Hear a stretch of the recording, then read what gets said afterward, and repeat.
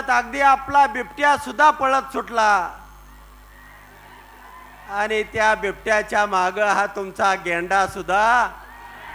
राष्ट्रवादी काँग्रेसचे सर्वेसर्वा शरद पवार यांनी सोलापूर नंतर आता कोल्हापूरमध्ये आपला मोर्चा वळवलाय। गेल्या महिन्यात सोलापूर दौरा केल्यानंतर शरद पवार आता 4 दिवसीय कोल्हापूर दौऱ्यावर असून आज त्यांच्या प्रमुख उपस्थितीत समरजित घाटगे यांचा राष्ट्रवादी काँग्रेसमध्ये प्रवेश झाला। येथील कार्यक्रमात माळशिरस मतदारसंघातून निवडणुकीसाठी इच्छुक असलेले आणि लोकसभा निवडणुकीत तुतारी हाती घेतलेल्या उत्तम जानकर यांनी मंत्री हसन मुश्रीफ यांच्या कागलमध्ये जाऊन त्यांच्यावर जोरदार हल्लाबोल केला। लोकसभा निवडणुकांच्या रणधुमाळीत हसन मुश्रीफ यांनी उत्तम जानकर यांच्यावर टीका केली होती। या टीकेचा संदर्भ देत जानकर यांनी हसन मुश्रीफ यांना चक्क गेंडा म्हणत टीका केली।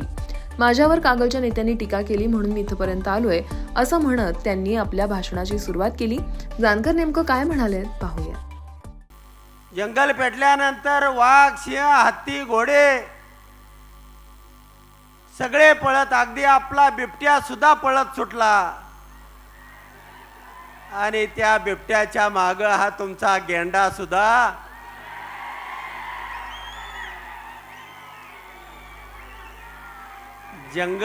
जंगल सोडून पळायला लागला।